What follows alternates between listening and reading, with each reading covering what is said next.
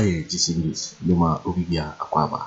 Now, say we can subscribe to the channel, Mr. Say, over subscribe, Udiaba say, over click again subscribe button. Now, what belly is notification, when it's a UBBR also was a FFT. I feel you are now when I give you give us a thumbs up now, share my offer for so now we can be great. This has had the latest and hot music one of the day, Bremo.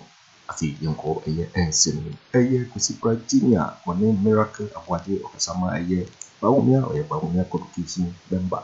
Now, and when I would see Pratt is here or a piece of them, the Korean simply a woman. Now, Miracle just said to see Kwesi Pratt, it can try to so they don't know how the Kwesi Pratt to say we can now we are can't the Korean simply. Now, with the Kwesi Pratt in some people say, somebody are branching the bano more dear. Any more friend of God, we Kwesi Pratt to do a fool. It sounds a choir branching in the past on the boat, and so. And what the Coco Sam, a piece of a force, and would we have a city pan or more than any more friend of God. Now, it's here, Kwesi Pratt Junior said they were days answer when you are electric, into and some Kwesi Pratt, a kind, into. Now, someone munni, I wish munni did say, bet me a dinkunim. The Musu said this for the Barumba, Omuba, Oma Bessisa. A free SHS now, Samara. In any case, South Bill Neba and Cardinal Mekacho is not just about free SHS. And no more dosu. Adiabako was South Bill the more Yati. And they say, terminal point in secondary education, a beba a SHS senior high school, just say be basic education. The senior high school. A major fundamental reform of education, the educational structure and system. It's not just about free SHS. Now, my dream is here proper stakeholder consultation. And so, in any case, Cardinal. Over. Mr. O. Masa, Kokroko, the very first programmer, Many now in room and the chassis. Maye Kukroko, I'm the longest panelist on Kukroko. The Americans say, Mumako fa a brand tibia behind dear Temo Umwadia. Please don't call me. Says in Patamentiasi. A brand here, and his behavior has been most appalling. At MDD. Baranga, yes, sir. I think that as well. Okay. Omba discussion. Sanya pennyphobia anyone yet Juma. Omu Trimu Donia anyone yet Juma. They said Dambo. They said Nana Kumia no money adiano. So yes, our quality namudi badia. Pachoya mamu frame. And yeah, it's only fair. I also think that at points, as I was all TSA, Obia on a style of communication. And yes, style. At MDD, yes, sir. Of course, you hear. There are some portable could be not then is Kaya a chess we do attempt so that maybe I did not understand him in that contest. Now, Mankasa, I have never called you questioning in this studio the whole day. I have not done that. I have not done that. Me record or me record we answer. That's why there was on internet. I'm confused though. Now because I'm telling you, me do. Say we try and try to me so no. It's just a way of questioning. But you have lied on me. Then is the man Pratt. No. Nandea, hold on. I beg you. See, when you are speaking on radio, you get the chance once and you may never get it. Let me set certain records straight and say it here. Nandea, me better not have it no pa be every single thing I'm making once is just a matter of facts and records. I go Kwesi kasa dem nusu anko ba be ka kire me say me twantro ba ko peto no so say oye demonstration and the NDC by oko 91 ko 92 2013 demonstration oye 2014 when he was called out demonstration oye 2010 demonstration oye anyway Danny it went to be disputed the America umo na oba be twa ma no twantro to me so if you lie on me and I tell you that you are lying on me how does it amount to my trophy how does it amount to say my trophy Obia osi o kan nokre tieno me say Ebra President Mills be president the first demonstration against him me na me organize here Usi o me kasa no pacho anyway you went mute. Edu na Akufo-Addo me demonstration. Yeah, the same thing. Yeah, difference being. Man Pratt. It is the same thing. Then is any man Pratt. Edu Mama Kwanso there. Then is a Bacho Mam from here. Man Pratt. Edu what there was Bacho Mam from here. Yes, offer. Yes, offer. Democracy. Me ba studio ha. Me ba studio ha. Se me ba be ye enu me bi amfata. I think they mean what is it? Obiendi watem here. Nobody has insulted you. Take that off the record. Mo adi me ba studio. Obiendi watem here. Mesrabu. We dey adisrade kese na mde mam. Wonkwa ye wo ene wonkwa ye morning show. For a certain quality. Ene wonkwa ba ye morning show. Wonkwa ba ye morning show. Wonkwa ba ye morning show. Number 2, I say the evidence back what says some people have spoken about Napo in a negative manner is that Wakai BB our daily post, daily post. Now daily post and you were 10 cardinal sins of Napo. This is a pure propaganda post which was put up by the NDC Agyarko last night. We're on Facebook. Gen Z see normal way and they know omunim a friend is a handles are a share we and convince Gen Z bia. We know all the propaganda elements and yes idea we. You know more than 1990 social media. It will be kind way on your head. Number 3, say free SHS bill no. Then is account 1.5. Yeah, changes there. Not just a changes near yeah no. Because you should say bill. How do you even analyze things like this? Oh yeah law now. Not just a law no because you so be fear baby. Now at the MPP better abemu afebo. 2028, 2032, 2036, 2038. We are making laws to ensure that we will entrench one of the most socially impact policies ever in this country. That is why we are making the laws. It is some now on Kwesi can gaslighting. Or the two no Daniel Fana or Nini Nobwa. Gaslighting and the Gen Zs must know because the Gen Zs might not know Uncle Kwesi. They should go to Gen Z Biafra for Uncle Google. Now on Google, Kwesi Pratt demonstrates. Let me tell you what you will see. You will only see Kwesi Pratt demonstrating under MPP government. The entire period of NDC between 2009 and 2013 in fact, Edu baby, mama kind baby nchiro. Kwesi Pratt. Or say CJA not canon for disarming politicians. Nobody would cajole us into demonstrating. When his friends came to government, his friends Omanebu Amasa Mokujeta Blakwa, Omonyomoye committee for joint action by Bemono or Kananutu. Meanwhile, it was the same man Kwesi Pratt and MPP Kofuaban Ewoso or spending the time in Yinaya demonstrations at World War 80 MPP Abai. In fact, or say Kofu and his men they can't think. This is 19th September 2005. And then, all of a sudden in 2013, Ghana former Eniska College allowance, Eji freedom same, or how one call demonstration. Yet now do some 3 years out of 4 years, or how one call demonstration. Yet now Kromwa, Emma, Kola 100,000, a Phoebe, Omo Catrefi, or Moon to meet your fees, or one call demonstration. And Crawford friend, a calling out, Omka say, oh ho, MPP for Wabemwa, Tembia, or Kebi. I didn't end this for Bankasa or someone to me for some demonstration. We will not allow him to gaslight us. We are going to experience Napo ourselves. Or not chance and an opposite and on number Koti in Crawford and Napo would experience him ourselves. And make sure say they are on no bad day, they are chayano, and also any ebejina, they are twaba, and they are supporting. Now on an buying Abbey Bibiama Ganamai. Ghanaians are not going to fall for this. We've seen this trick before. He only finds his ways when the MPP is in power. Man Pratt. Master. Over. No, to be honest with you, no miracles. I'm saying no hear me mobile for various reasons. Me I work in say Ghana hakura wonim yabakwasem. No so nim yabakwasem no nim ni year. Obehu say 1992. First Dankwa Buzia Club party then there on also Dimu Akutin. First Dankwa Buzia Club clubs number MPP no. First one me and Akoto and inaugurating KO Methodist Park Kumasi. for Reverend Asante Entry. Ono na na chairman for the occasion. Unima kubimu se ni okano enye no kra. Masa enwechi na demonstrations ya wo Ghana ha no MPP abrenko usunkwa na demonstration. Masa pacho long before I bet MPP. Long before I bet MPP.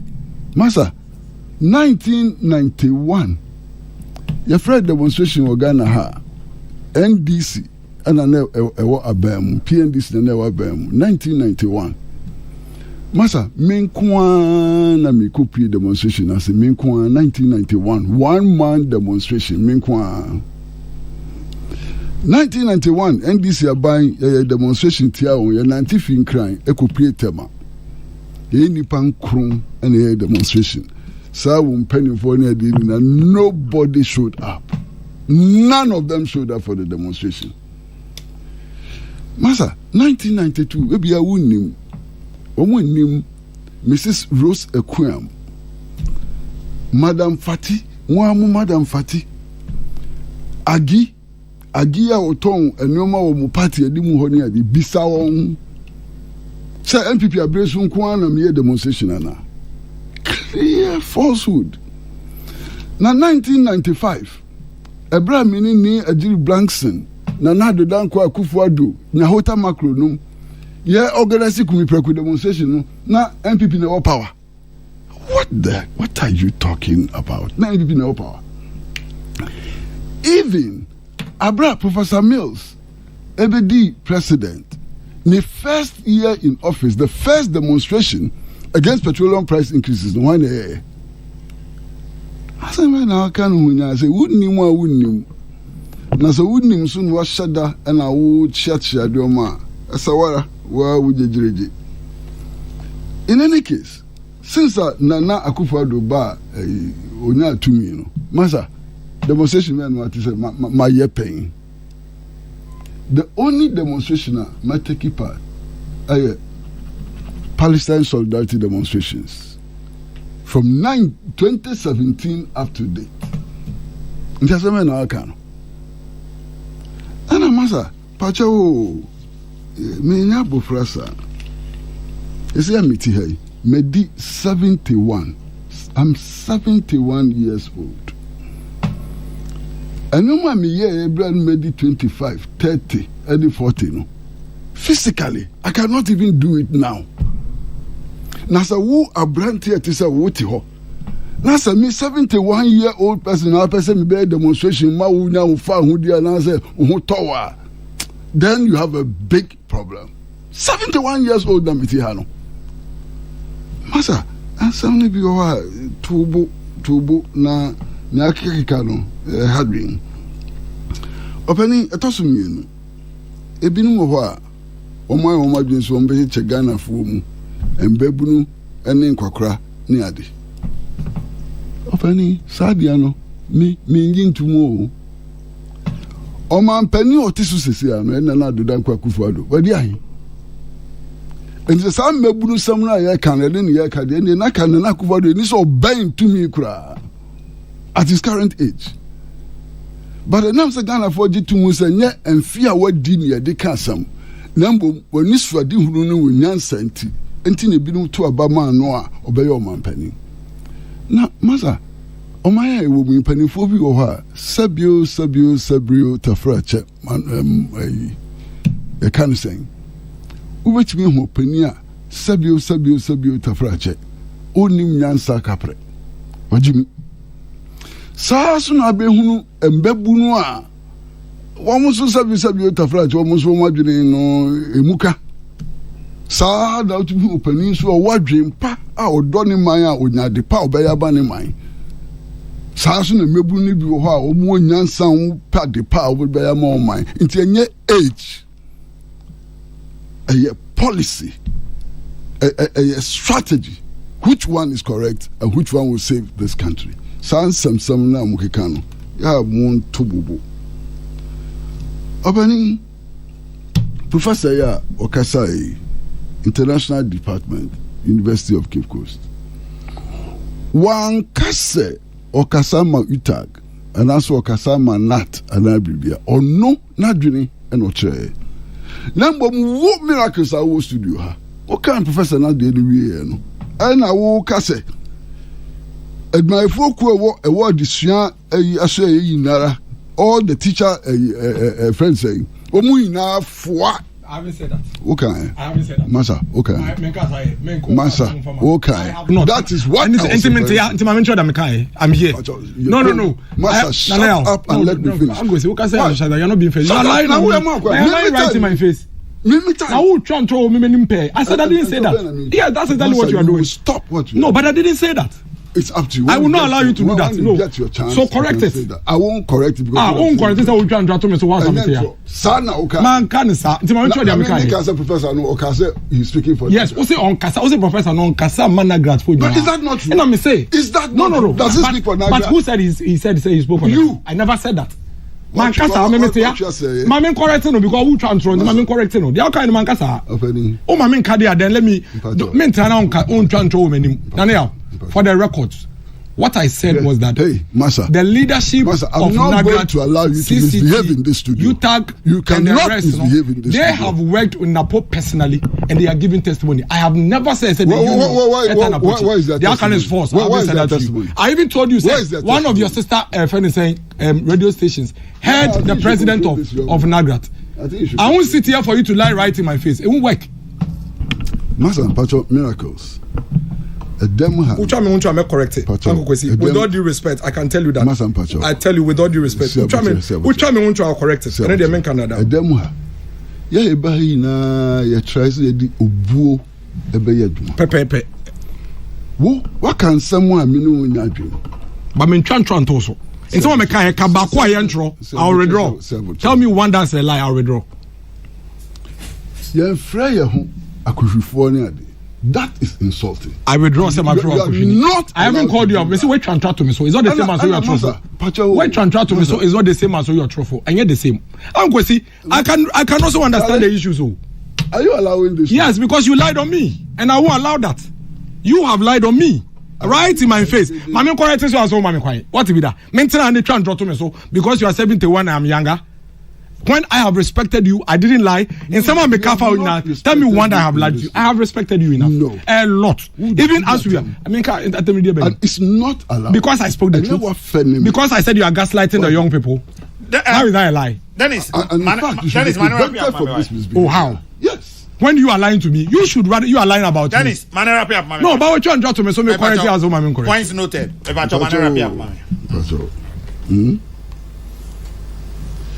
Masa, Mwankasa and Mababonti Abekache and say, Modi free HS bill, co parliament.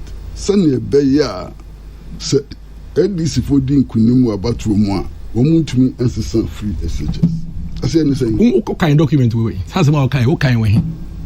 We are okay. Okay, when he say, yes, say, you're the bill co parliament, and the NDC by being okay way. Where did you read this? One more muti na tisasem. Where did you read this? Say, yes, say, NDC for by being one. So, okay, way. Dennis, but your mammy, what about Manimopo? Manimopo. Why? Sorry. Manimopo, mammy. Masa, you know, Nikruma. And a mere minia, a friend, a fenno marking. Ebeka say NDC for pesa free SHS bill no. Esan say womunya tumia, wombetwa free SHS no. Why not is the same way? Say you are known as a rhetoric. We man saying. Okay, we man saying. Why not is the same way?